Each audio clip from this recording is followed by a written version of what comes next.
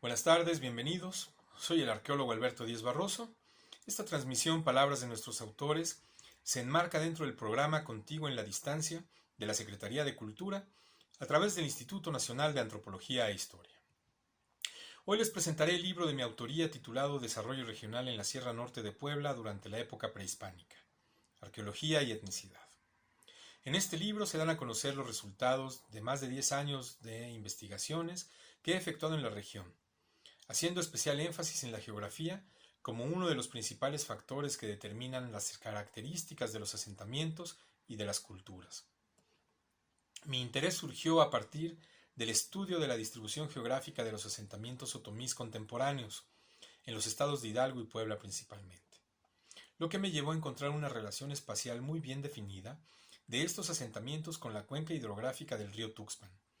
observando que ésta puede constituir una frontera predominantemente otomí entre la región huasteca y el Totonacapan en la Sierra Norte de Puebla, subrayando la importancia que desde la época prehispánica tienen los grupos otomís allí asentados y trazando como tarea a futuro la caracterización de los elementos que puedan definir a la cultura otomí arqueológica. A partir de esta primera observación, realicé un registro cartográfico minucioso de los sitios arqueológicos inscritos en el Registro Público de Monumentos y Zonas Arqueológicas del INAH, conformando un catálogo a manera de atlas arqueológico regional, lo más actualizado posible, el cual compartimos en este libro. Desde el año 1987, Bernardo García Martínez dio a conocer su magistral obra Los pueblos de la Sierra, en la cual se mencionó por primera vez que la Sierra Norte de Puebla comprende esencialmente la cuenca hidrográfica del río Tecolutla, instando a los arqueólogos a la realización de estudios de patrón de asentamiento, ya que para ese entonces, como hasta la fecha, han existido muy pocos trabajos publicados a este respecto. Uno de ellos es aquel clásico del ingeniero Vicente Lombardo Toledano, publicado en 1931, titulado Geografía de las lenguas de la Sierra de Puebla,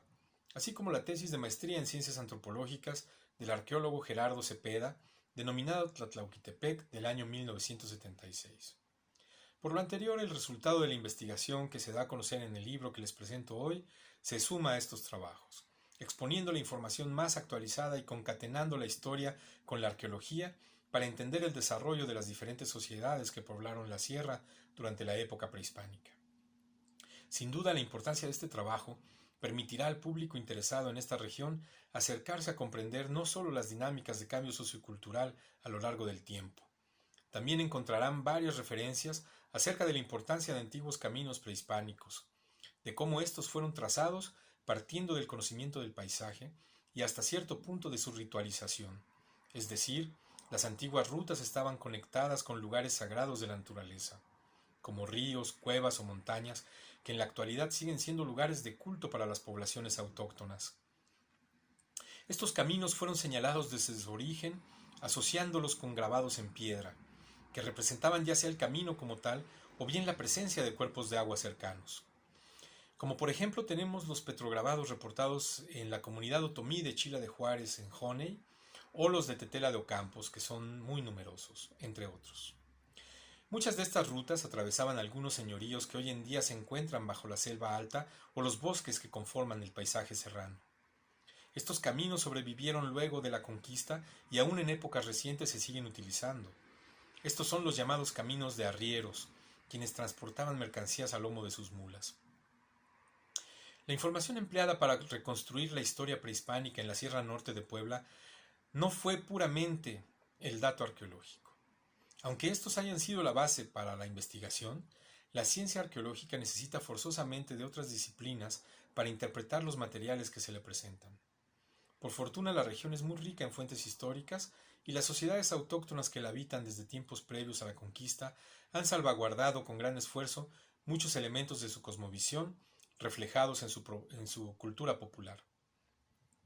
De esta manera dedicamos un apartado para hacer un acopio lo más exhaustivo posible de la historiografía de la región, haciendo énfasis de manera particular en los documentos elaborados con la tradición pictográfica indígena llamados códices, muchos de ellos del siglo XVI y XVII,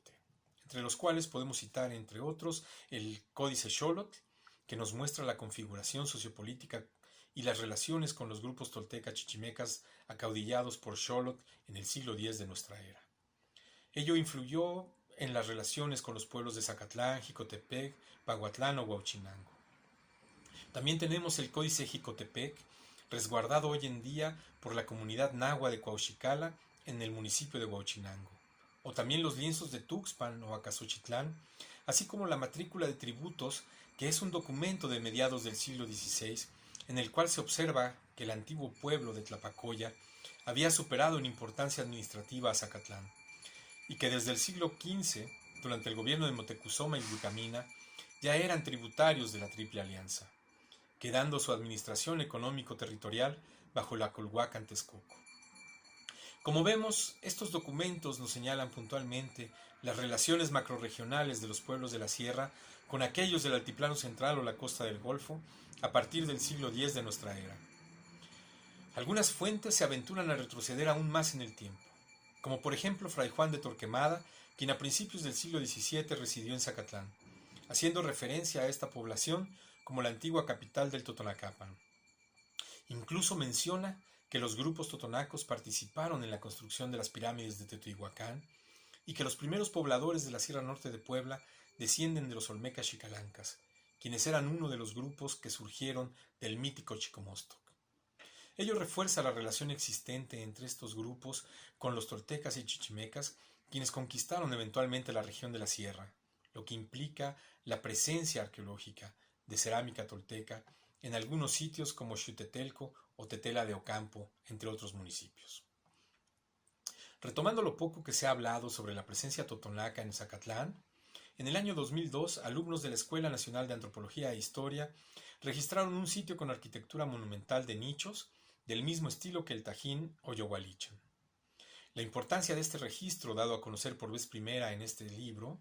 hace un llamado urgente a la conservación del sitio, el cual debe ser revalorado principalmente por la propia población de Zacatlán.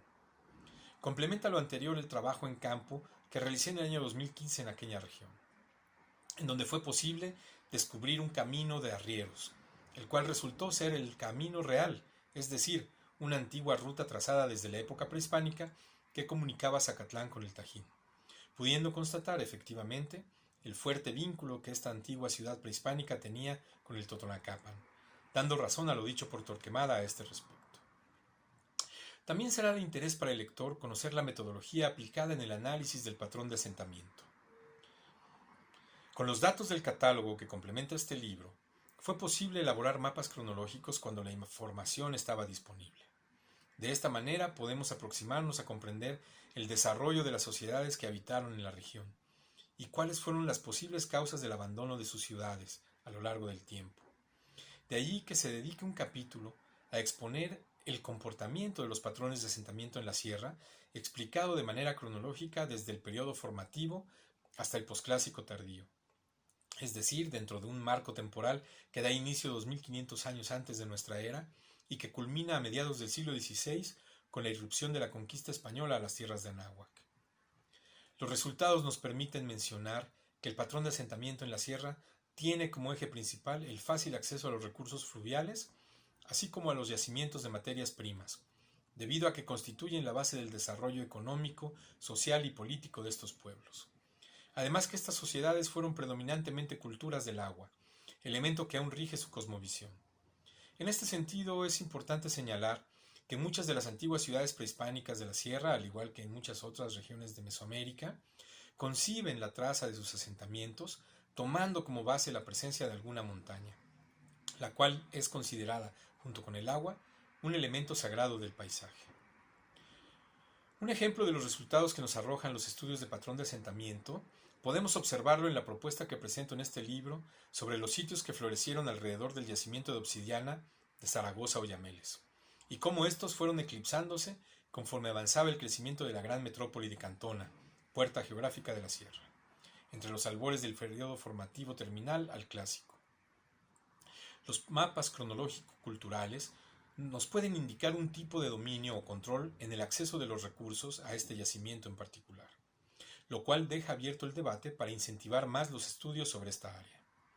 En síntesis, la arqueología en la Sierra Norte de Puebla, al igual que en otras regiones de Mesoamérica, no puede concebirse sin tomar como principal referente a la geografía, pero pensada como la viven las actuales comunidades que la habitan, es decir, dotándole de un carácter sagrado donde el paisaje, entre otros elementos, constituye el eje de la tradición cultural indígena. El territorio sacralizado nunca se ha presentado estático. El complejo factor humano hace de ese territorio, que se encuentra en constante movimiento, en dinámicos cambios socioculturales durante un proceso histórico de larga duración, marcados al compás de la influencia política de grandes centros suprarregionales. Esta visión nos hace repensar la Sierra Norte de Puebla como una parte de la geografía política de la Mesoamérica prehispánica, sin cuyos enclaves es imposible pensar en una expansión militarista de los grandes estados centrales hacia la vasta y codiciada región de la Huasteca, ni en la consolidación de importantes rutas de comercio con la costa norte del Golfo de México. La sierra es, pues, la suma de las variantes socioculturales, geográficas e históricas que nos harán adentrarnos cada vez más en sus profundos misterios. Dejamos al lector la gran tarea de acercarse a este rico entramado que hoy en día mantienen con vigor las comunidades que la habitan. Esperemos que disfruten de esta lectura. Muchas gracias.